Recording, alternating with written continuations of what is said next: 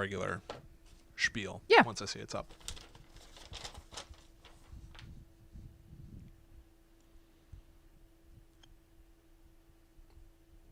All right. Hey, everybody. Welcome to a sort of live recording of Guide to the Unknown with me, Will. That's right. And me, Kristen. If you are seeing this, then you already know the show's out, and we're going to talk about Dracula. Mm-hmm. Just like always, we're going to run this like an uncut live stream. Yep. You're going to be seeing the version of the show that doesn't get whatever edits may be or may not be necessary. Exactly. For the finished product. So this will either be very exciting or identical. It's usually pretty close to identical, except for us talking at the beginning and us talking at the end. Or sometimes we'll flub something in the middle. Yeah. I don't know if people get any enjoyment out of that. But we'll be doing that again here. That's right. So yeah, we're not going to waste any time. Why don't we jump right into the show? All right, let's do it. Ready? Oh, yeah. Okay. Hello, welcome to Guide to the Unknown. I'm Kristen. And I'm her little brother, William. And this week we're going to be talking about Dracula, famous vampire. You said that's with a Y, the way that you've said it. Yes. VAMPYR. Mm-hmm. Very cool, very classy. Thank you very much. Mm-hmm. One of the original Universal monsters. Yeah, that's true. One of the, I think, just original icons of horror. Yes. Of the entire game. Yes. William, what do you think you know about Dracula? You know, it's an interesting question. I think what my knowledge amounts to almost exactly what Dracula is. Mm-hmm. I don't know that I could have told you some of the nitty-gritty things that I have learned in my research for this week, but what I know is he's a vampire. Yeah. And this week, we're not going to be talking about vampires overall. We're talking specifically about the character of Dracula. But so he drinks blood to survive. Mm-hmm. He has the ability to transform into different animals, the most famously known of which is a bat. Yep. However, in the original Dracula stories, he's also able to turn into a wolf or turn into a cloud of vapor, which I think those are lesser known things that he's able to do. Yeah. He's a seductive fellow. He is. He's known to woo the ladies. He likes to have a bride. Right. He can corrupt your mind. Famously, as in the case of his little stooge Renfield, who eats bugs and stuff. Kill him by shoving a stake through his heart or exposing him to sunlight. Mm-hmm. He's repelled by garlic and William, you know crosses. a lot about Dracula. I told you, everything that I know, I think is all he is. Yes. I think I know everything. Yeah, you really do. Yeah. Why? What do you think you knew? I mean, basically just what you said. Exactly. The book Everybody. Was written by, I know. Everybody knows these like broad strokes things about Dracula, which is like basically all you need to know about Dracula the man. Sure. I don't really know much about Dracula the book. Have you ever read it before? No, I would have liked to have for this show, but in place I watched like 3 or 4 movies. Oh, nice. So. I want to read it now. Really? It sounds good and interesting.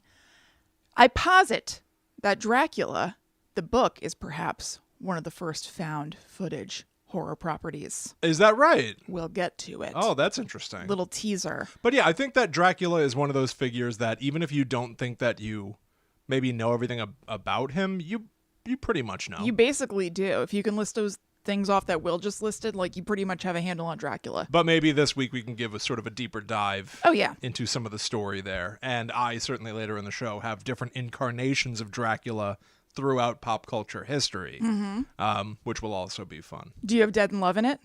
I do. Of course I do. Excellent. What are you talking about? Leslie Nielsen all up in here. Oh, good. Awesome. So let's kick things off with the reason for the season. The way by which we even decided to cover Dracula is because one of our listeners and patrons, Drew, sent us the coolest thing. Yeah. He sent us this little vial that says it is Dracula soil.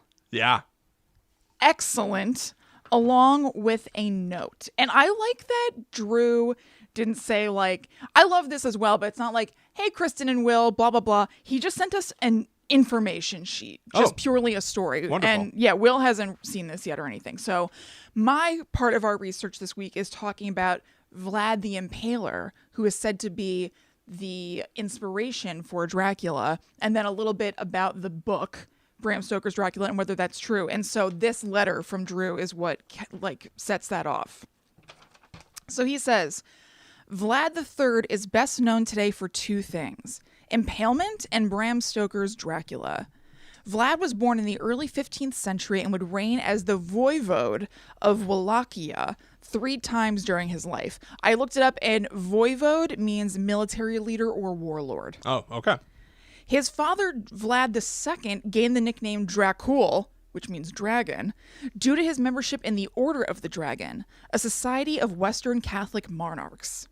Vlad III's reign was marked with a solidification of his line against rivals to the throne and a war against the Ottoman Empire. When he had captured a group of Saxons who were loyal to an opponent of his throne, Vlad impaled them all. This is likely where his moniker Tepes, which means impaler, came from. While his acts of torture are clearly documented, there's contention as to whether Vlad III was truly cruel for his time or whether he was just one of many equally violent rulers.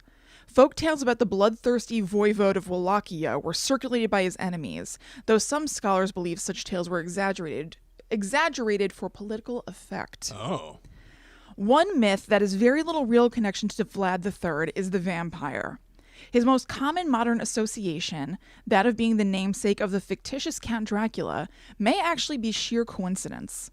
Bram Stoker's novel Dracula, published in 1897, follows a contemporary vampire's attempt to move from his ancient home of Transylvania to the modern London metropolis.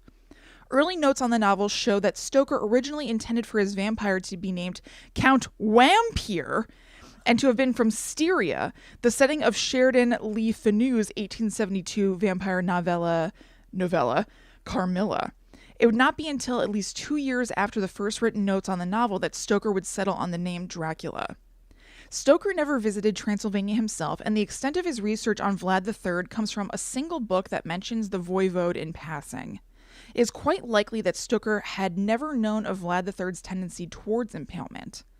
Rather than being based on a true historical figure, Stoker's Dracula acts more as a personification of antiquity manifest in the modern world.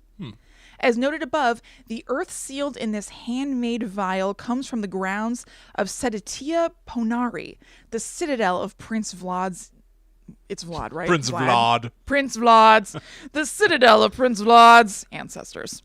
Perched high on a steep precipice of rock, the fortress was one of Tepe's favorite haunts. Oh. So we are now in possession, here at Guides the Unknown headquarters, of Dracula soil, courtesy of our listener, patron, friend, Drew. Thank you very much, Drew.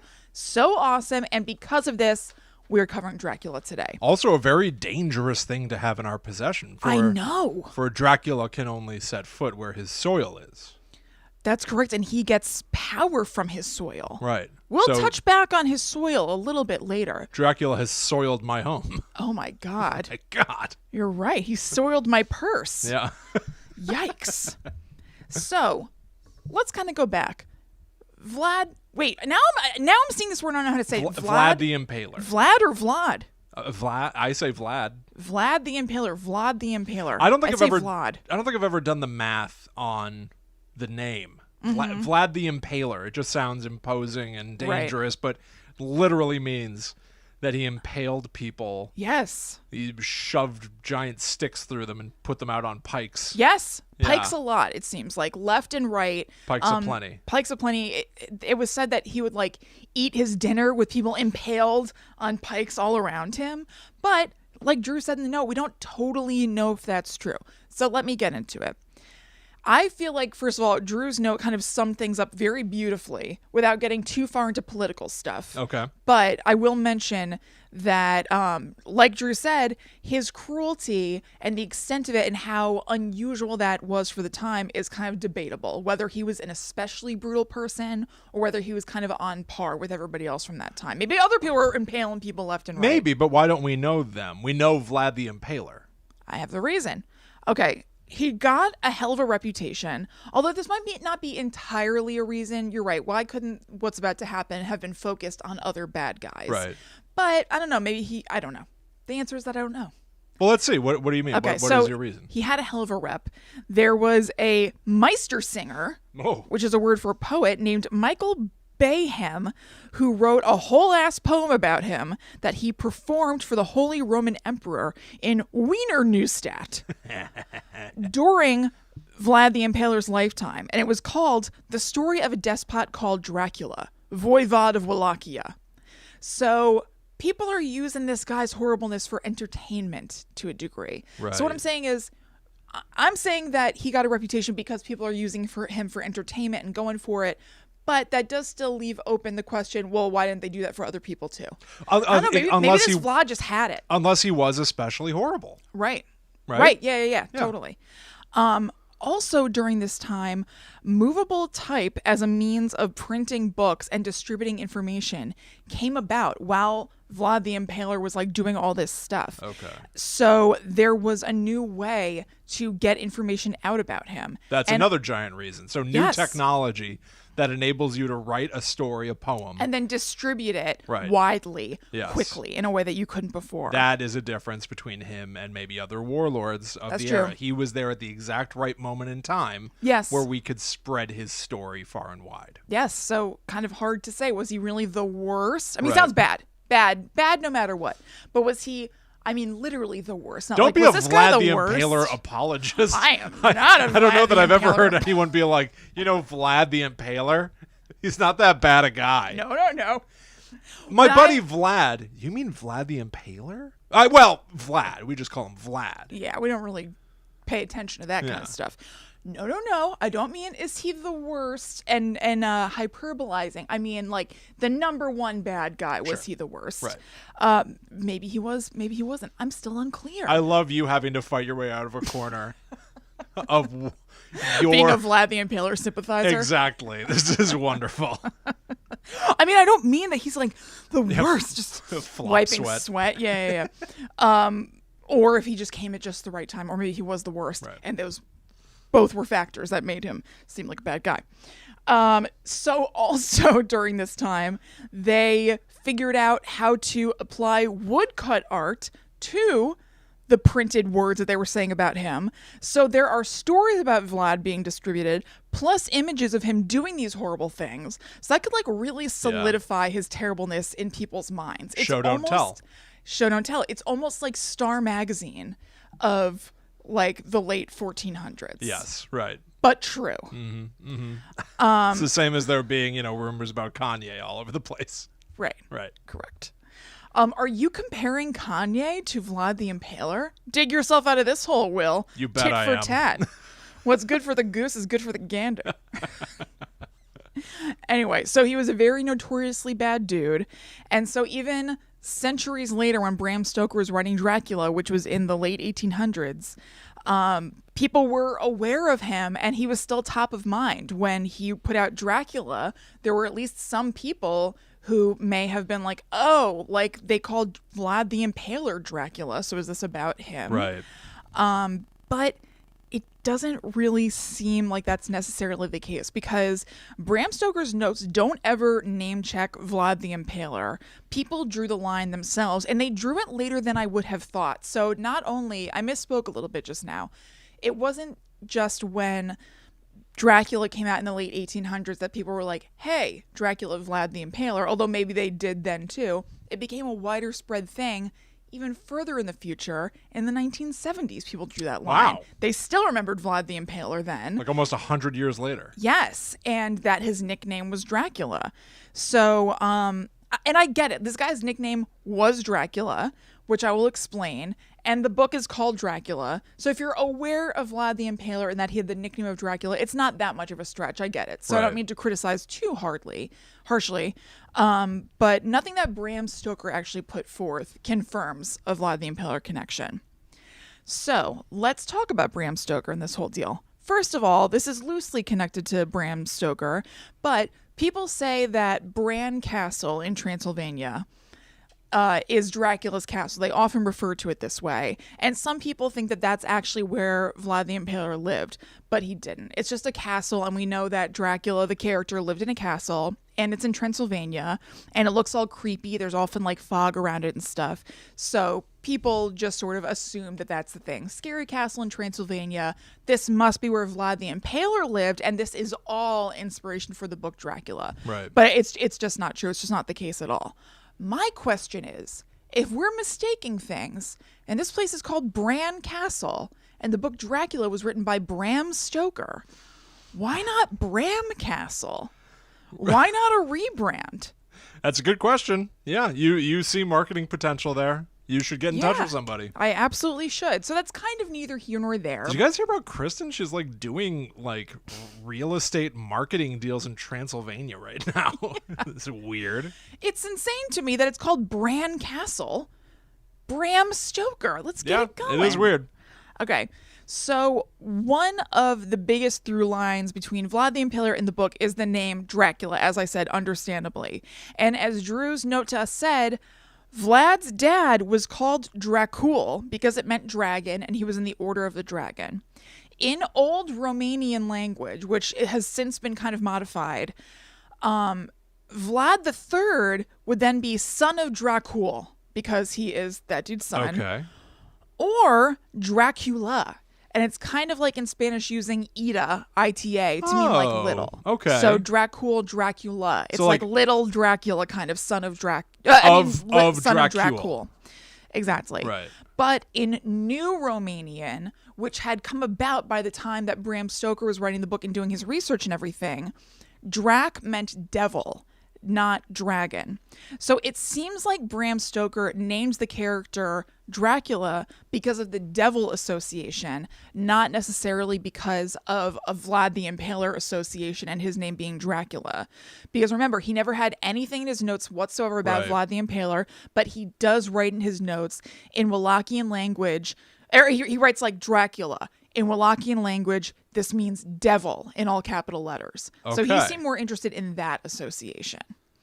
So, like I said, the theory that Vlad the Impaler was the inspiration for Dracula wasn't even publicly, like, big boom held and spread until almost 100 years after the book was published, when it was posited by the authors of a book called In Search of Dracula, who wanted to kind of put together the pieces of the inspiration of the story and thought that there was a connection between Vlad the Impaler and the character. Most historians reject this theory outright. They say it doesn't make sense, largely because of the notes that Bram Stoker took while he was researching the book. But the public just really grabbed a hold of it and were very into it. That's interesting. I know. I think it's really cool. So, what is the book Dracula about? I'm not going to exhaustively go over the plot, but you went through what we know Dracula and vampires to be, but not necessarily what the plot of it is. Right. I thought it was really interesting that Bram Stoker basically invented the idea of the vampire as we know it. All those things you said, those come from Dracula. Oh. There were ideas of vampires in folklore and things like that before, but the like vampires having a weakness with garlic, the idea of him having like a little familiar dude like Renfield, them being all like suave and debonair, all those sorts of things directly come from the book, and we see them as vampire as a whole canon now. That's not interesting. just Dracula. So Dracula was so popular and had such a big impact on the idea of vampires that basically Dracula in the book is the prototype for what a lot of people think of as vampires as a whole now. So kind of like sort of like George Romero doing Night of the Living Dead, and then zombies all spring. The modern zombie springs from there. Yeah, exactly. Yeah, you're totally right. Because now I'm remembering we talked about this on an episode. The idea of zombies was in hoodoo, I think it originated. And then, so it was an existing idea. Then George Romero kind of took that idea and built more lore and rules and stuff around it. And then, boom, this is what zombies are, what George Romero said. Sort of. Yeah, he didn't even consider the hoodoo, voodoo zombie origin. To him, his monsters in Night of the Living Dead were called ghouls. Oh, yeah, you're right. It was other people that started calling them zombies, and then it stuck around. That's right. Yeah. You're right. So, okay, not exactly George Romero intentionally changing it, but the same kind of principle. Yes. Yeah, there was an existing idea of vampires before, but Bram Stoker made it different.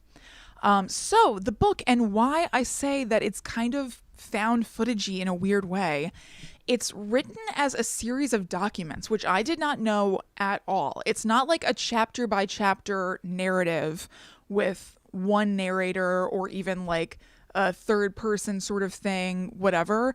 You're looking at letters, diary entries, newspaper articles, and ship's log entries that are written chronologically, but you get the story that way.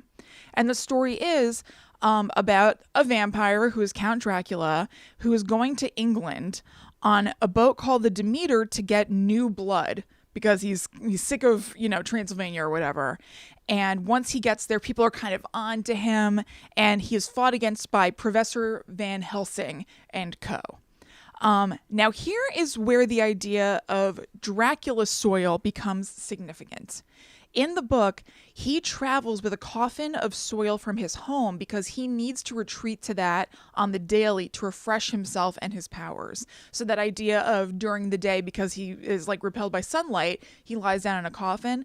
In the book Dracula, it's not just a coffin, it's a coffin of dirt from his home. And he ships over 50 coffins to England full of dirt because he's going over because he's like a really rich count dude, and he buys tons of property, and he needs to have these coffins all over the place wherever he might be traveling to retreat to. So part of the plot is that Van Helsing and like all his friends find out that he has shipped other such coffins to all of his various properties, and in order to thwart Dracula, they place sacramental bread wafers inside. So they basically put the host in all of the coffins, and then he can't open them or even move them or anything. Oh, wow, that's an easy fix. It's a really easy fix. Who knew? So that's not how he's defeated. He's eventually defeated by being stabbed directly in the heart with a knife, not with a stake, which is interesting, but still a heart kind of thing. It seems the stake lore evolved maybe a little bit later. Now, me saying that this was pieced together with different sorts of material isn't the only reason that it made me think of found footage. Apparently, the end result of the book Dracula as a whole is way different from what it was originally planned to be. What we now regard as the beginning of the book actually started on page 102 in the first draft of it. And the book also had this preface. I am quite convinced that there is no doubt whatever that the events here described really took place, however unbelievable and incomprehensible they might appear at first sight. And I am further convinced that they must always remain to some extent incomprehensible. All the people who have willingly, or unwillingly, played a part in this remarkable story are known generally and well respected. Both Jonathan Harker and his wife, who is a woman of character, and Dr. Seward are my friends and have been so for many years, and I have never doubted that they were telling the truth. So the book starts with him saying, this is a true story that I'm about to tell you. Yeah. And the story is that his publisher rejected this and anything that claimed to be factual from the book, anything else in the book that was really driving the point home that this is a true story, because London was currently, when the book came out, in the throes of the Jack the Ripper murders. They were currently happening when Dracula came out, and there hadn't been, and still hasn't been, an arrest or anything. So the publisher said London is already totally freaked out. They don't want to read this sort of thing right now. So you need to publish this as fiction, or we're not going to publish it at all, because this is like not the jam in this economy. Right. And so they removed that preface and other things, I guess, primarily from the beginning of the book that drove the point home that this is a true story. And the book is as it is now. And so my question that I didn't find right now, but I may later, is did he really mean this is real? Like, was he saying this is a true story? Did Bram Stoker himself, when he's talking to his publisher, be like, yeah, no, seriously, this is a true story. I know the people who this happened to, yada, yada. Or is this like a beginning of the Blair Witch scenario where it's just setting up like this happened in the woods of Maryland. We don't know what happened. I mean, without knowing, right? It has to be. I would think it's that, but I'm just surprised that I found in this article from Time magazine that his publisher said, we can't publish this right now because we can't have anything true. They didn't say in the article, like, it seems too real. Right. You Bram. can't pretend this is true. They said we can't publish anything true. Right. I think it's a War of the Worlds type scenario, right? Mm-hmm. You might freak out the entire world while they're already freaked out. Right. That's what it's got to be. Horror I would loves to say that it's true. Yes. Right? Yes. Texas Chainsaw. Like, all these events are based on a true story. We love that. I bet it stretches back. Why wouldn't that be taking place in the 1800s? I would imagine, but like, I don't know this man. Maybe he did think it was true. So, but does he think it's true? Because but he made it up, right? He wrote it. I'm saying, what if he was really like, yeah, I have these friends. Yeah, think it's true is not quite right. Maybe he's saying it's true. Maybe he's like, yeah, I have these friends who told me this story. And he this changed happened. the names to protect the identities of the real people. Maybe, or didn't. I don't know. Maybe maybe he really was friends with Jonathan Harker and his wife who told him this yarn. This seems like a lot to me. It's a lot, Will. It's a lot to handle. So you're saying that there is at least a chance. Yes. That Abraham Van Helsing. Yeah. Was out there hunting a Dracula. And Bram Stoker wrote it down. I think there's a chance that somebody told Bram Stoker that this all happened, because he's not saying that he was involved in this. He's saying that the people who told him that, he says that they were his friends and he's never doubted that they were telling him the truth. Right. Okay. So maybe these people told him a story that he believes is true from their lives. And he just wrote it down. I don't really know. But I don't know. What do you believe? Do you believe that there's a real Dracula? Again, William, you're just glib. William? Just checking in on your belief structure. Just checking in taking the temperature. William, you're glib.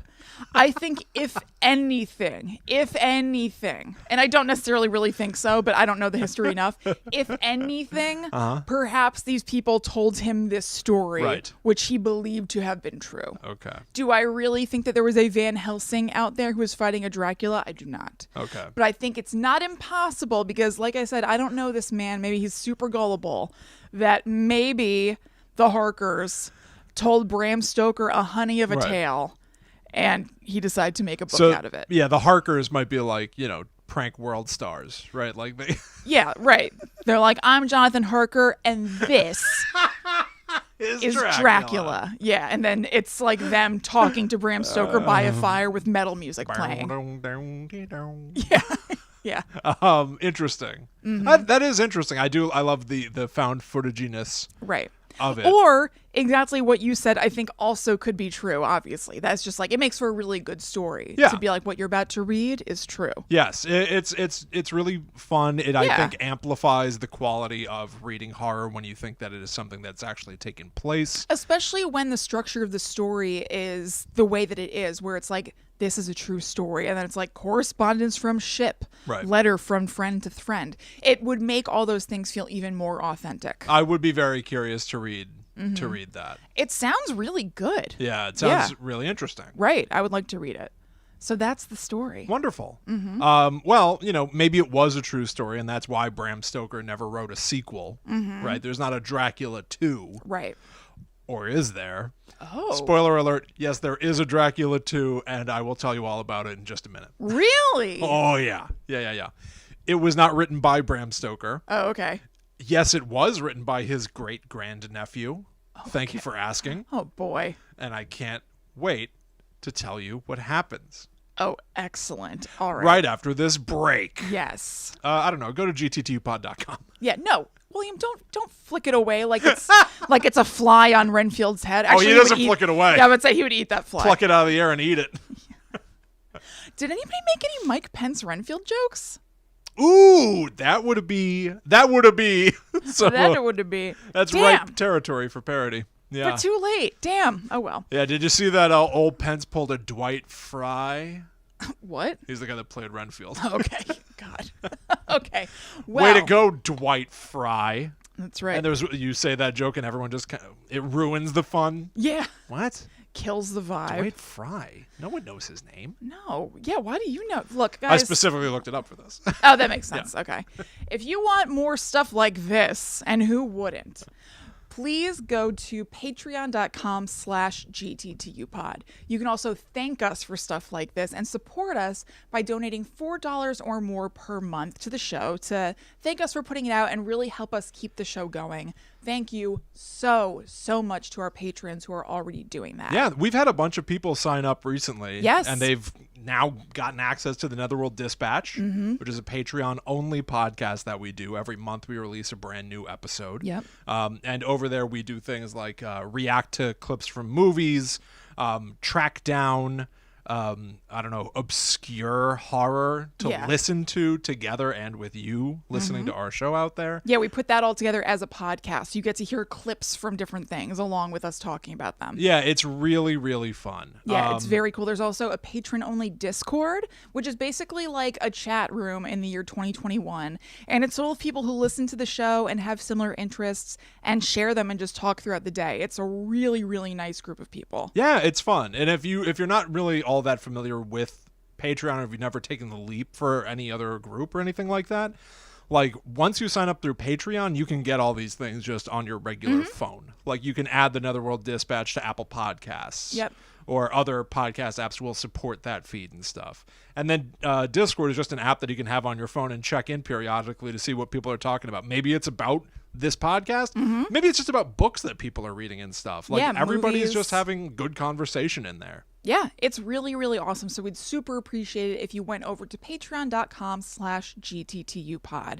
And also just go to gttupod.com to check out all the stuff we have. We also have a merch store you can get to through there. We have a Facebook group that's full of a lot of really cool people. And just, get into it. I just remembered the other night I ordered some merch, some Guide to the Unknown merch, through a bootleg store that had stolen our logo. What? Yeah, I forgot to tell you. I ordered a mug and a shirt. What? It's a tree logo, and it says Guide to the Unknown in it. I think we've seen it before, but it came. Okay. I saw it again. Why did you order it? I want to have I want to have that too. I want to have bootleg stuff of our own show. Totally. I don't want to support them, but I do want to have that. Oh, I've got to it's have so it. Weird. I need to have it. Do we sue them or something? What do we get? How do we get them off? Stop doing that. Don't worry, I'll have Henderson on that case immediately. Excellent. That's our lawyer who we have on retainer. We'll dispatch our lawyer. He's our Renfield. Yeah. Yeah. Henderson! So anyway, just go to gttupod.com and have fun with us on the internet. Yeah, replenish my coffers because I'm buying bootlegs of our own show stuff. Replenish my coffers. Yeah, please. I need your help. All right. Hey, let's talk about weird other versions of Dracula, and let's start with that book. There is a Dracula the book, too. Oh, my God. More Dracula. It is called Dracula the Undead, and it came out in 2009. Oh, wow. So, it's, 12 years ago, but it still is surprisingly recent. Yes. For there to be a Dracula 2. Now, it does Is it somebody whose last name is Stoker, or is it like they went on Ancestor.com and they found out that they are extremely far removed and may as well go for it? Yeah, my name is Bernard Pivot, but I found out that, a weird step-uncle of mine was Bram Stoker, so I'm doing it. No, it's Dacre Stoker. Okay. Hell of a name. By the way, Bernard Pivot did not escape me. I know I didn't remark on it, but excellent name right off the top. Well, you know what that is, right? No. It's a lift. Oh. Bernard Pivot, if you've ever seen Inside the Actor's Studio, I think that he's the guy that James Lipton would go and I've got this questionnaire I ask all my guests, devised by the brilliant Bernard Pivot. So I didn't invent that one, but I do love it. So that is good. Anyway, Dracula the Undead. Now, looking into it a little bit, it does seem like it was some sort of an effort, an attempt, whatever you want to call it, by the Stoker family to regain, the sort of property, to revitalize it in some way. Here's the weird thing. It's especially weird to me now hearing you describe the format of the book Dracula. This book, Dracula the Undead, follows the events of Dracula, but says that book got the story wrong. Oh. This new book... It's ballsy, right? Very ballsy. Dracula the Undead is basically the real Ghostbusters cartoon show versus Ghostbusters the movies. I don't know if people know this, but There was a cartoon called The Real Ghostbusters. They had to title it that for purpose of copyright reasons. There was already a show called Ghostbusters, so they couldn't use the name Ghostbusters. So they had to say this cartoon show is The Real Ghostbusters. Yeah. And because they were stuck with that name, the cartoon show said, yeah, we're the actual Ghostbusters, and they made a movie about us. And that's the Bill Murray movie. But we're the real ones. Right. That's kind of what this book does. Dracula the Undead is like, well, here's the real story. Weird. And here's what happened next. Dracula wasn't the bad guy. Oh. Dracula is sort of a hero or anti-hero. Okay. The real villain in this book, and revealed to have been responsible for villainous events in the original Dracula book, is Elizabeth Bathory. Oh, wow. Okay. Elizabeth Bathory, for people who may be unaware, is a sort of legendary figure that is said to have bathed in the blood of virgins to stay young. So again, very vampiric, vampire-esque figure. But it's explained her connection to Dracula in this book is that they are cousins by marriage. Okay. Wow. Wowie. So they're, they might meet each other at a family reunion or not. I might be zooming into the future, but how was this book received? Not well. Okay. No. That's what I would expect. People were like, oh. Yeah. I think the big response was, huh. Huh, yeah. Yeah. Oh. This is here. Interesting. Yeah. No, there's a reason you've never heard of this. Yeah, right. I'd never heard of this. Right. Yeah. Yeah. Oh, Elizabeth Bathory is Dracula's cousin. By marriage. By marriage. Yeah. Isn't it weird to add by marriage in there? Yes. Right? Like, I wonder if it was like just to fix something, like if you were to look in a family tree maybe, or it's just something, like, or I just don't know. so distant. Yeah. Just so. That's why I didn't know. I know. Yeah, exactly. That's why it was simmering under the surface the whole time. So let's talk about one of the other most famous depictions of Dracula. Dracula, the 1931 Universal horror movie. Sure. Where Bela Lugosi plays the Count himself. And, he's always hiding behind that cloak. And the points of light are illuminating just his eyes. And he, the children of the night, what music they make. Very iconic, to the point of most people probably even know about this by seeing the numerous parodies. Yeah, parody. Or, the numerous characters that have taken their influence from Bela Lugosi. I've seen this movie before. I watched it again the other night with Allie for the first time in years. And the thing that stood out to me most, the sets are wonderful. There are these gigantic cathedral-sized sets with enormous high ceilings and spiral staircases that curve up against the stone wall of a castle. And eventually Renfield will choke to death and be thrown from those stairs by Dracula. It is beautiful, very charming. The bats in the movie are all clearly on sticks, and somebody's just wiggling them. Oh, I love so that the wings will flap up and down. Love. It's 1931. It's just very charming. It is less than an hour and a half long. Mwah! Ooh. Mwah! I love that. And again, I'm going to call him out. Dwight Fry is the actor who plays Renfield. Renfield being a character that is in the throes of Dracula's power. He's captivated, possessed, controlled by Dracula. Right. Kristen. Wow. Love him? I love Dwight Fry? Love Dwight Fry. He is going so big. His eyes are enormous. And he is endlessly sneering and trying to eat bugs and stuff, which I never knew why he eats bugs. I thought he ate bugs because he's gross and weird. When I was a kid, Renfield was just a creep, and he ate bugs because he was a weird bad guy. Right. I too thought this until I was doing a little bit of research. It's because of the blood. Yeah. He believes that he needs to live off of blood, and that's all that he will be afforded. Right. If he does Dracula's bidding, he will be given as many rats as he could possibly want to eat. The dream. Which is such a, you're under my boot. Yeah. This is the height you could reach. Yeah. Sort of horribleness. Right. You don't get a person ever. Right. But he is so frightening in this movie. He is chilling, and he is so broad, and he made me think of Nicolas Cage in Vampire's Kiss. Oh my God. Which is ridiculous, I know, because that performance by Nicolas Cage is like one of the tent poles of inadvertent hilarity. Yeah. But I'm telling you, it is the true sinister side of that sort of performance where it makes you go, this guy, wow. Right. It is like, he's like incredible. Is there a movie where Jim Carrey plays a vampire? Am I remembering that right? Yeah, I think so. Or maybe no, I think it is a vampire. Is it like Love Sucks or something? Love Bites? Love maybe? Bites. I think that maybe. might be right. Yeah.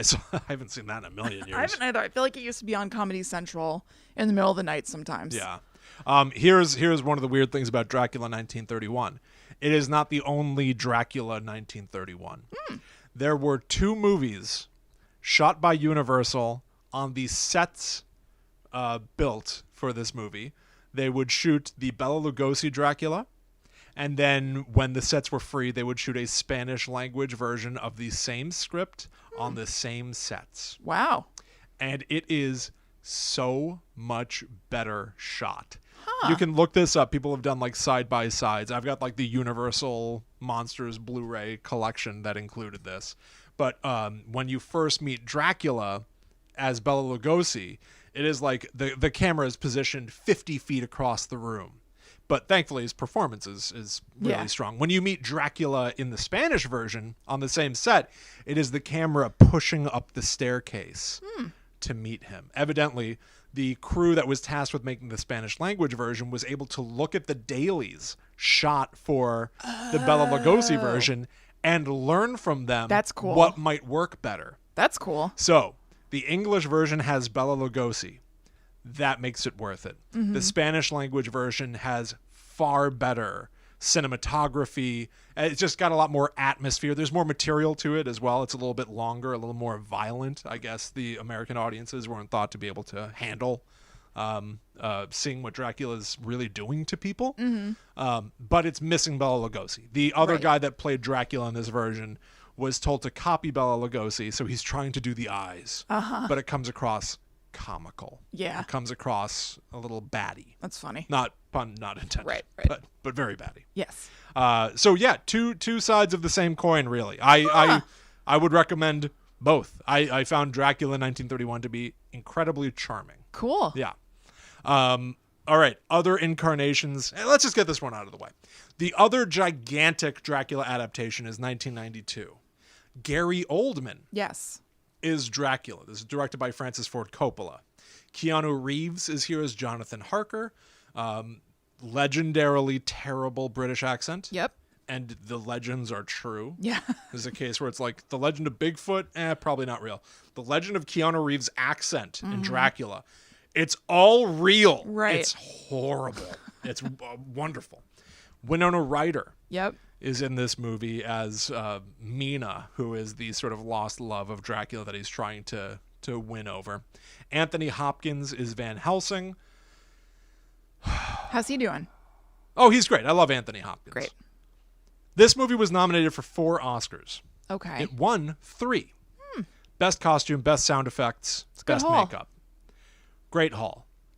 I had a very hard time watching this movie. I saw people online talking about how this movie, 1992's Dracula, is like, there's Silence of the Lambs, there's The Shining, and there's Dracula. No. I feel like nobody talks about this movie. They don't. I'm aware of it, but I've never seen it before, and I didn't get the impression that it's beloved. It was so hard to watch. I found it very, like, dry and one note. It was very serious and in love with itself. Like, it's clearly trying to tell some gigantic, it's like a sweeping story. Yeah, it's a story told all across time. Right. It's just so much. Yeah. It's just way too much. And it's also got this like annoying, like kind of steampunk like vibe going. It just hasn't aged well, maybe. Okay. I don't know, but I really struggled with it. Yeah. And I tried to keep it together. I tried to keep it together. I tried to keep it together, but like I was watching it and I was like stewing in my seat like a toddler, just like, oh, get me out of here. Why is this happening? Yeah, what am I doing? And it's like kind of legendary. I don't know. Really? Yeah. It's I think it's respected. I don't know. I really don't see people talk about it much. No. I had seen it. I should say also, like, I remember this being a movie that I rented on VHS. Like, I remember renting this in the 90s. Somehow got my hands on it. I would have been a kid. But I remember watching it then and knowing that it was supposed to be important or part of... And like grown up, and maybe you just thought like, this just isn't really for me. Exactly. I'm a kid. Yeah. Maybe I don't get this. Right. It's got the very iconic Gary Oldman portrayal of elderly Dracula where he's got the two... Yeah, I know about that. Yeah. Big butt hair. He's got his hair cut like a butt. Yep. Butt cut. Butt cut. Yeah, it was parodied all over the place. I think Mr. Burns has that butt cut at one point. It's like everywhere. Gary Oldman's great. He's always great. There's a moment in the movie where he reverts to young, good-looking Dracula, and he's got long, curly brown hair and a little goatee, and he looks just like Sirius Black. Yeah. Because he would later play Sirius Black, and it's almost like, in Harry Potter, were they like, we should make him look like his Dracula? Really? Yeah. Maybe. It's not. I wouldn't be surprised if there was kind of like a style board somewhere that had at least one picture of that. Yeah, it was just kind of notable. Do you think that he and Anthony Hopkins started a relationship that then led him to playing Mason Verger in that movie? Very good point. In Hannibal, yep. Yeah, I bet you're right. I bet you're right about that. Yeah. Here are some of the other famous Draculas. Here's like shorter bites, and I've got a bigger section that I want to tell you about. Okay. There is, of course, Blackula. Yes. In the 1970s, a famous blaxploitation film. I didn't know the premise of this at all. And I've just heard of it. It's kind of interesting. Here's what kicks off the events of Blackula. And then there's a sequel, Scream, Blackula, Scream. In 1780, this is like the opening moments. This is the cold open, basically. An African prince begs Count Dracula to help stop the slave trade. But Dracula laughs at him. There's a moment where he goes, I believe slavery has its merits. Oh. Like they have a debate sitting around a table about stopping slavery or not. Yeah. And of course, Dracula's on the side of... Because he's a bad guy. He's a bad guy. He's like, I'm sure it's bad for the slaves. Yeah. Like he's trying to appeal to the prince, right? Right. Anyway, they get into a fight, and the prince is trying to escape with his wife for their lives. Dracula manages to get him, bite him, and curses him to a life of torment as a being just like him, and he dubs him Blackula. Oh my God. Which you would think would be played kind of as a joke. Yeah, a little campy. But it's not. Okay. It's very dry. It's on YouTube. You can watch the whole movie. Sweet. He will later reawaken in 1970s Los Angeles. Nice. And it's a little broad from there. Yeah. There very famously are the Hammer horror films where Christopher Lee, known to some as Saruman, known to me as Count Dooku. He's Dracula, and they're pretty faithful to the book and to the original Universal Monsters movie. I do just want to call out there is also the last movie that Christopher Lee played Dracula in was called Dracula A.D. 1972. Oh, man. The same year Blackula came out. To say, the 70s were a good time for Dracula, apparently. Great time for Dracula. It's also not the last time that a year will be part of the name of a Dracula movie. They love to just say, like, Dracula 2021. Like, Weird. They love to say that. Here's one of the greatest of all time. Count Von Count. I looked into this guy. Debuted on Sesame Street in season 4. Okay, of course. Which, of course, started in 1972. What the hell was going on? 1972 was the year of Dracula. It's good to be Dracula in 1972, apparently. It's true. 1972. Based largely on Bela Lugosi's Dracula, and his original incarnation on the show was too intense, so they had to back off a little bit. Now, it's not so intense that, people listening to the show are going to be like, whoa! Yeah, but yeah. It is intense enough that you're kids. like, not a bad idea to take that off Sesame Street. That's like when The Wicked Witch was on Sesame Street and it was too much. Yeah. From The Wizard of Oz. Yep. And then she was on Mr. Rogers to show that she's just like a normal person. Yeah. It's makeup. It's all good. It's okay. Yeah. I love that story. I do too. So to begin a counting session originally, the Count would enter a scene holding his cape over his face, like Bela Lugosi. And he was often accompanied by creepy organ music. So it's like something's happening here. Yeah. He would not let anything interrupt him while counting, and to prevent this, he would shout, "Silence!" and then use his hypnotic powers to temporarily stun people. That's awesome. To leave him alone so he could count. Yeah. He only did this twice.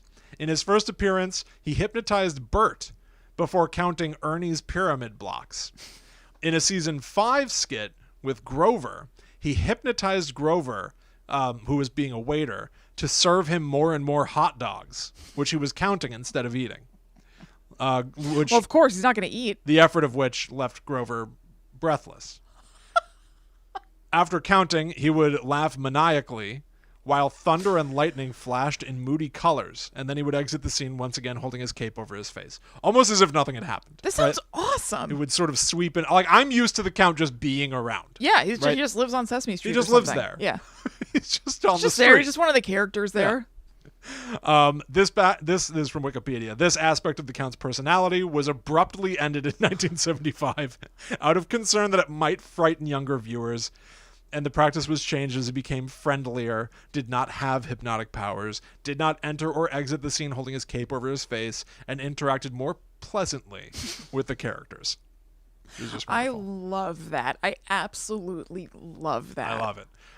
Here are some fun things that the Count did. In season 5, he hired Ernie to answer the telephone for the Count, so that he wouldn't be bothered while looking for things to count.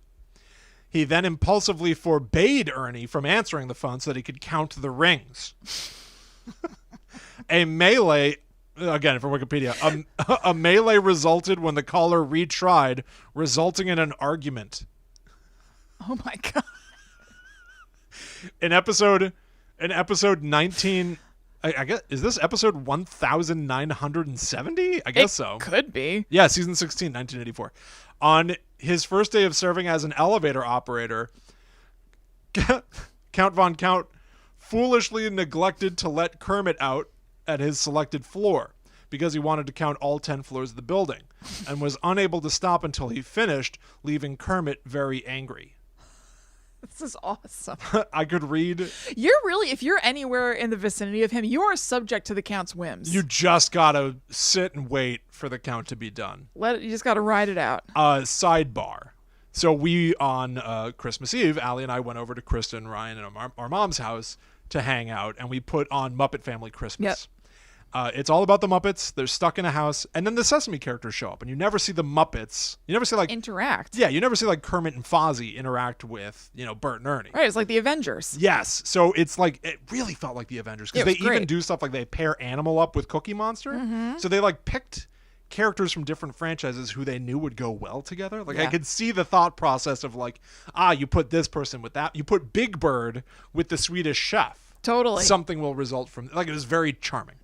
Anyway, there's a human character named Doc from Fraggle Rock who's also on the show. And when Bert and Ernie walk in, they're like, it's good to meet you. And he goes, yeah, my name is Doc. And he goes, Doc?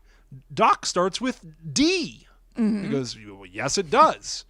And Ernie goes, yes, starts with Y. And he goes, now what's going on here? And Ernie goes, oh, sorry, where we come from, this is small talk. It's so good. It's a great joke. Wonderful. It's a great joke. But then later, Kermit's worried because Miss Piggy hasn't showed up.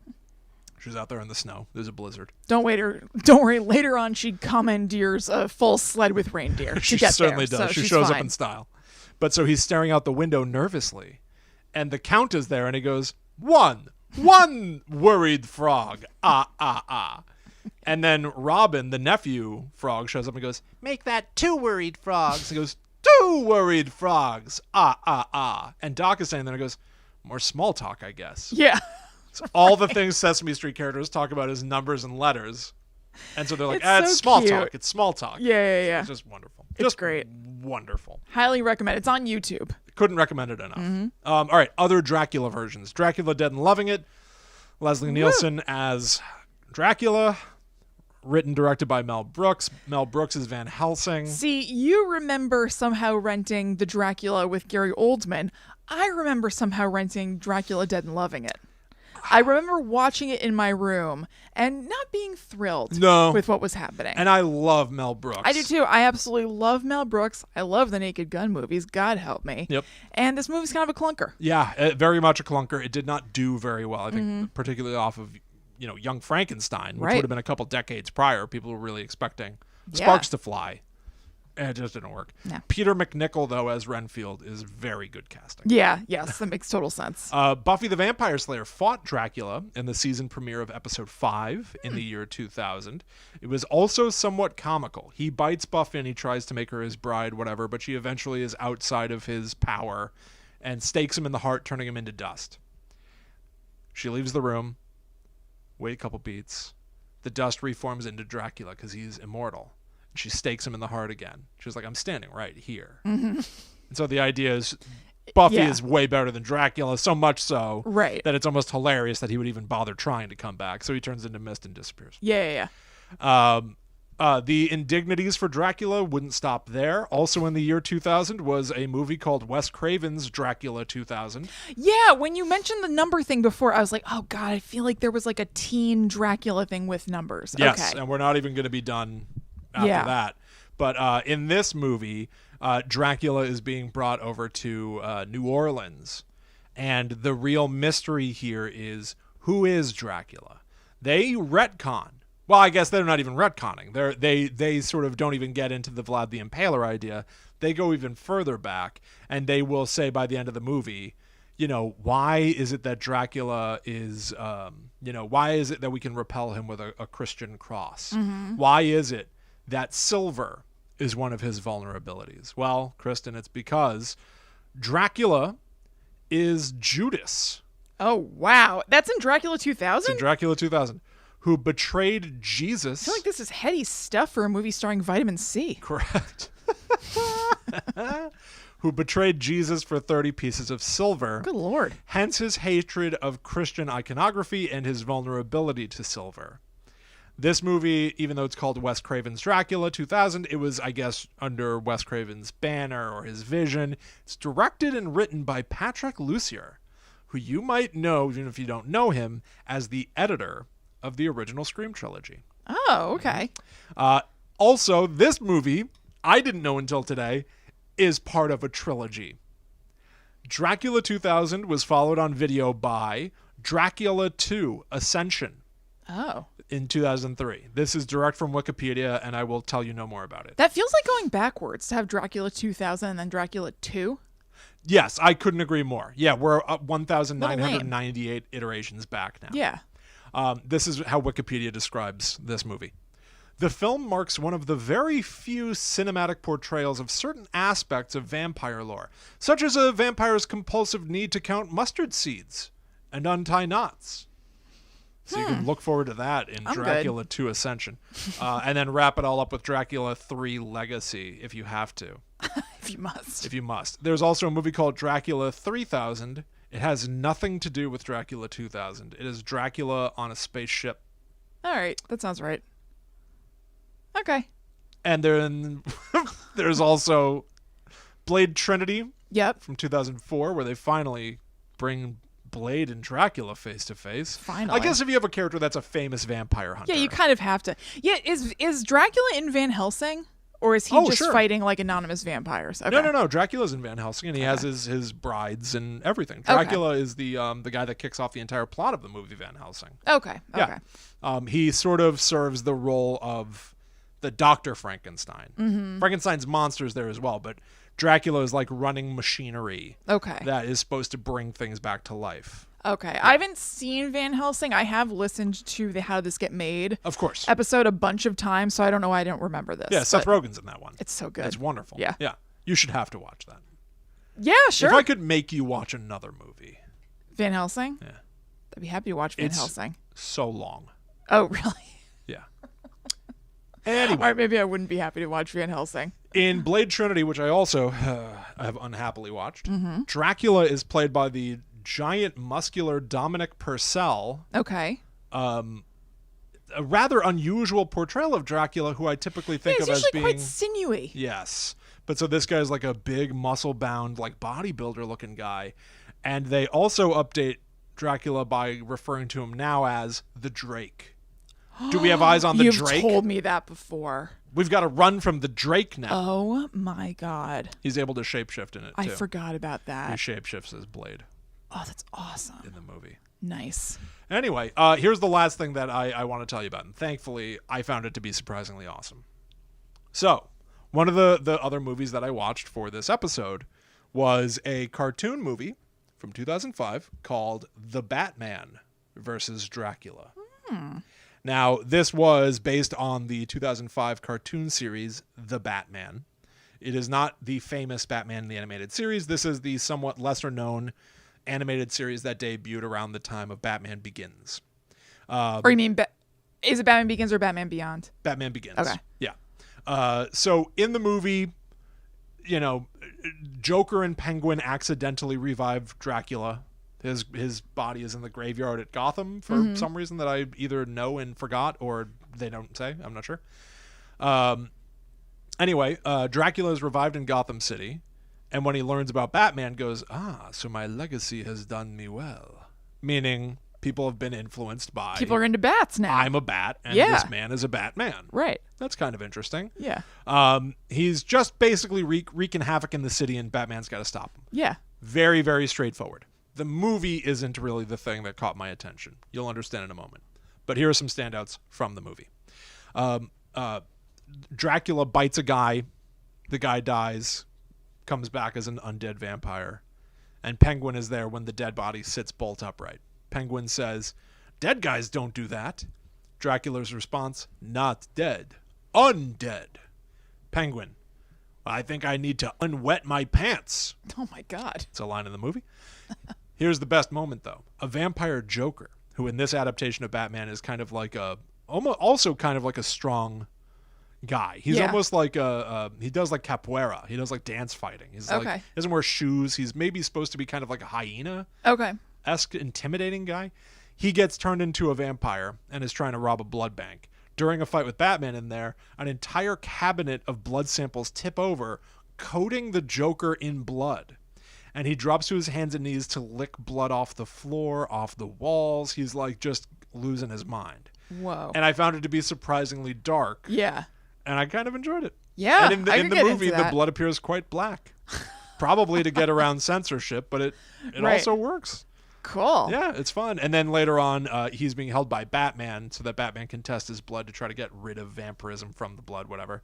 And Joker's going so crazy and with a need to eat, to drink blood. Feed. Yeah. That when flies come around, he starts stomping on them and eating them, which is a Renfield reference. Which cool. is just good.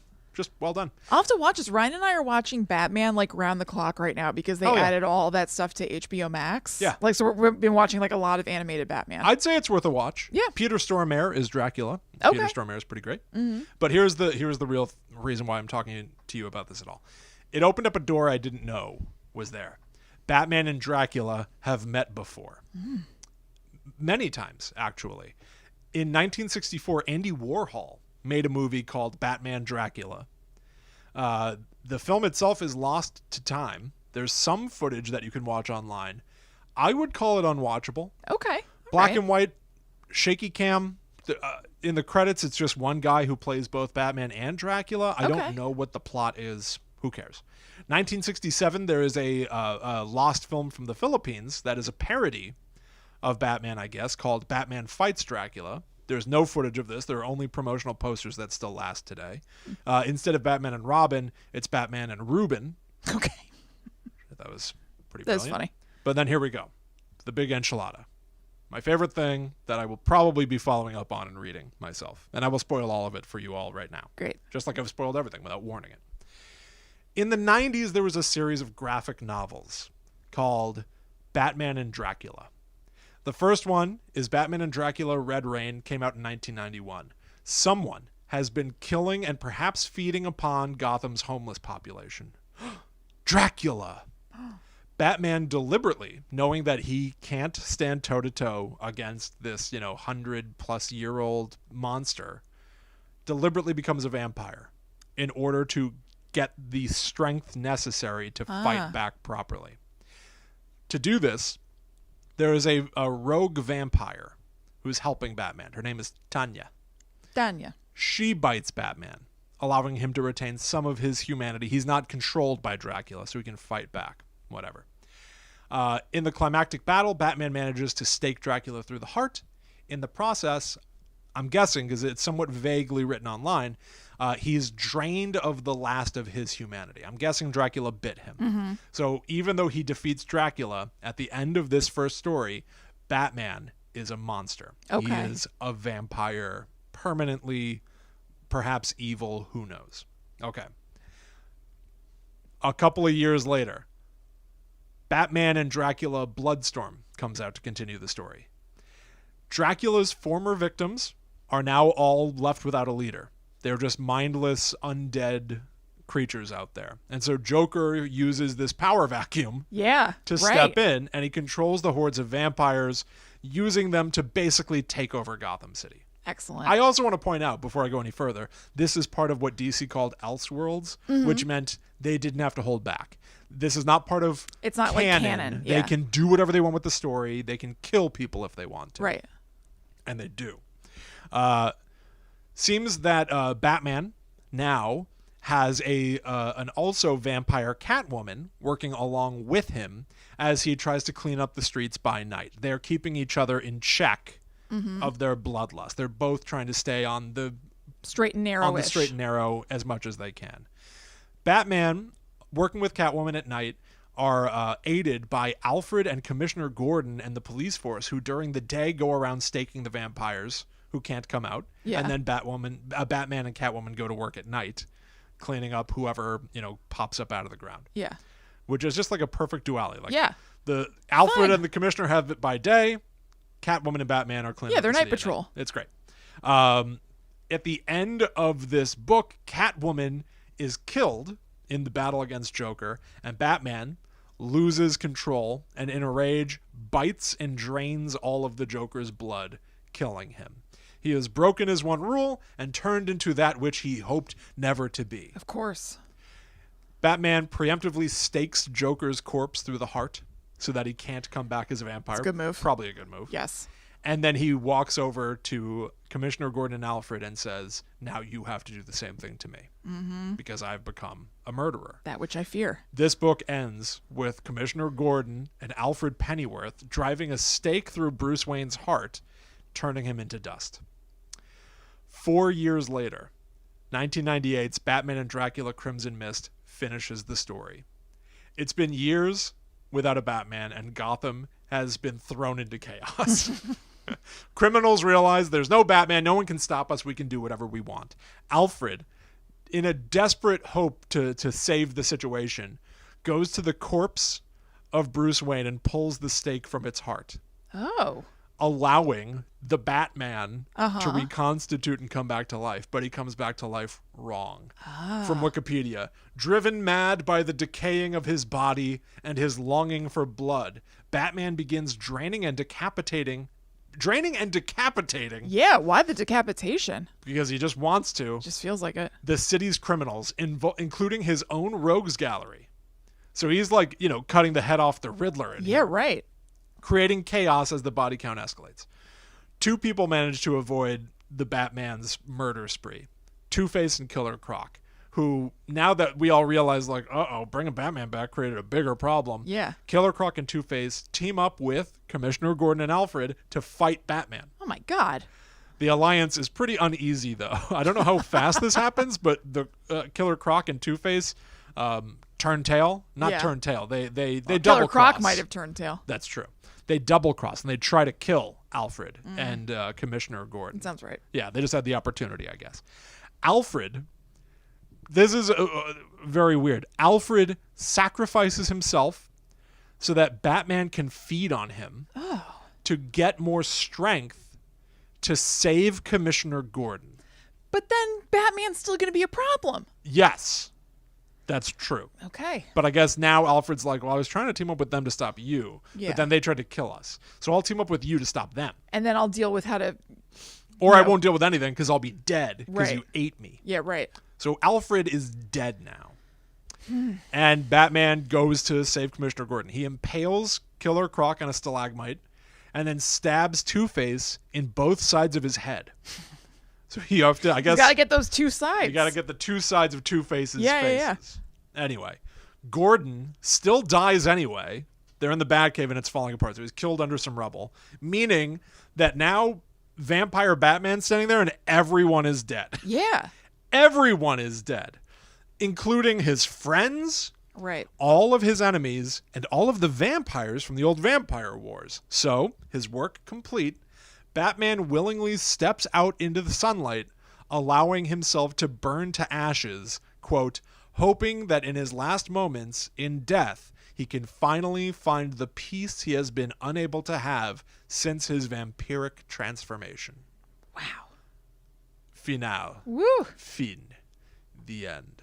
What a journey. What a saga. Yeah. I didn't know this thing existed. Looking it up, I looked at some of the artwork and realized... It sounds sweet. I might have some issues of this. Oh, that's cool. I've got a gigantic comic book collection that Dad bought for me and then made me mow the lawn to pay off. Even though I didn't ask for that. Literally walked into my room and was like, I won an eBay auction for 300 comic books. I went, oh, cool. Thanks, Daddy. He went, it was $75. So I guess the next few times you mow the lawn. Like, it didn't ask for it. That dude ruled. Don't really read comics. You know? That's so I know. It's so weird. He just wanted me to have a hobby. He also wanted me to pay for it. Yeah. So, props to you, Dad. God bless. Yep. Just a real wild choice. Anyway, I recognize some of the artwork. I think I might have some That's of cool. them. It's fairly iconic. I guess this maybe is something that people know about, but I didn't really know much about it. But I find that story to be really surprising. It is like a 3-act story. Batman fights Dracula, defeats him, but loses his humanity. Mm-hmm. Evil Batman is trying to fight back to finish the war as best he can, loses his loved ones, loses control, kills somebody, has gone too far, you must kill me. Right. Come back to life. Batman, wreaks havoc, and then in the aftermath, as the dust clears, realizes I can go no further, walks into the sun, and dies. It's like shockingly tidy. Yeah, yeah. Shockingly good for Batman versus Dracula. Yeah, right. That you would think that'd be campier. Yeah, you'd think it would be terrible. Like silly. Right. Yeah. Goofy or childlike, like the cartoon movie was or something like that. I don't know, but kind of impressed by that story arc there. Anyway, those are some of the cinematic, some of the book based, some of the television iterations of Vladimir Dracula. Excellent. Not to mention Grandpa from the Munsters. Of course. Who is evidently supposed to be Dracula. Yeah, we didn't even touch on that. We didn't. But, well, now we did. Yes, that's true. Okay, so we're good. Base is covered. Yeah. And now we're going to go. So thank you so much for listening. I hope you enjoyed talking about Dracula or listening to us talk about Dracula. And as we said before, please go to patreon.com/GTTUpod. Please leave us a review wherever you like to leave reviews, because it really makes a big difference and helps other people find and want to listen to the show. Yeah. And can expand the very cool community that you can find at GTTUpod.com. Yeah. Some of the other places. I know a lot of people out there also don't have an iPhone or an iPad or something. So Apple Podcasts is just always going to be the one for podcasts that we all say, go there. But there are other places. Mm-hmm. If you are frequently on Facebook, there is a feature that allows you to recommend Guide to the Unknown's page. That's facebook.com/GTTUpod if you'd like to endorse us there. There is also a very rapidly growing database of podcasts called Podchaser. So if you go on there and you look up Guide to the Unknown, anybody, regardless of if you have an iPhone or not, you can leave a review for Guide to the Unknown and follow us. Mm-hmm. And you can even review an individual episode on there. They really have a pretty in-depth ecosystem. Yeah. So really, anything that you'd be willing to do to tell the world that you enjoy this show would be much appreciated. Yes, very, very much appreciated. And thank you to everybody who has done that already. Yeah. Make sure that you go to huntakiller.com/blog. You should all be, hopefully, reading Kristen's awesome work over there. Thank you. Or listening to it. Yep. Kristen's been covering things like the various versions of Disney's Haunted Mansion, covering Hellier, which is, thankfully, I know you had recommended that to me many times before, but like now there's like an article that really explains, if you've heard people talking about Hellier, you can finally get a crash course in what the deal is. Yeah. And in Kristen's articles, not only can you read what she has to say, but also recently she has been narrating the articles so you can listen to them as well. So it's like a mini podcast right there in the page of the article. Yep, absolutely. Yep. Thank you, William. You bet. Go do that, everybody. That's right. So we will definitely see you next time, everybody. Thank you so much for hanging out with us. If you have any interest, you can always reach out out to us as well. That's right. I'm at Chillin' Kristen. I am at The Myth Traveler. So we will be back next week for more spooky old stories. But until that time comes, we must travel. Back to the netherworld go we. You know, I never go anywhere without my soil. I am constantly soiling myself, so there is that. I feel like mine rode like a line and then yours fully crossed it, right? Yeah. All I said was an arguably vague, Yeah. I never go anywhere without my soil, which you could interpret. Yeah. Then you said, I'm constantly soiling myself, which has one interpretation. Exactly one. I loved it. Well, two. What? What's the other one? William, don't make me say it, and then I'm all gross again. Poop or pee, I mean. There are two interpretations. Oh, I thought that when you soil yourself, No. I thought it was a mixture of the two. What do you mean a mixture of the two? I thought soil, right? Like you water the soil to bring about new life. Oh, my God. That's what I thought it meant. No, it just means to dirty. Really? So if you pee your pants, you've soiled yourself? Yes. Really? Yes. Oh. I You thought thought it had to be both? A mixture of the two? Well, I thought it was certainly a mud pie based. Oh my God. So you thought it was like water and dirt kind of thing? Oh yeah. Oh my God. All right, you're grosser than me. No, I'm sure I'm not the only one. No, yeah, no, you are. Listen, You are. I'm the one who misinterpreted a term. You're the one who said you constantly soil yourself. Let's let the people decide who's grosser. Guess we'll find out. All right, everybody. Well, there you go. Yeah, there it is. Let's go to the unknown. Yeah. Aren't you glad you stuck around to the end? Let's see how much of this makes it into the post show in the podcast. I don't think that whole thing. I think I'll probably keep a little bit of like, Right. Oh, you went too far. I said soil. You said soil yourself. And I think Right. it'll probably cut there. You'll cut it wherever you sound the best. Yes. Okay, That's so right. you really do get an exclusive here on YouTube. Well, no, but also I'm also saving you from your I think it's both because you soil something in its new life. I don't need saving. Yeah, you do. I misinterpreted, You need a hero. perhaps misinterpreted a word. Definitely misinterpreted it. You thought that every time that somebody jokes and says, I soiled myself, they pooped and peed. It's a full deluge. An absolute deluge. It's always one or the other. an I mean, maybe sometimes it's both, but that's like not what it means. Bit of an avalanche. I think it usually means, boulders. I think it usually means pee. Really? Yeah, it's more common to pee yourself than poop yourself. Yeah. Twitter poll. Is it more common to pee yourself or poop yourself? All right. It's pee-pee. All right, that's enough. Okay. All right. Bye, everybody. Bye.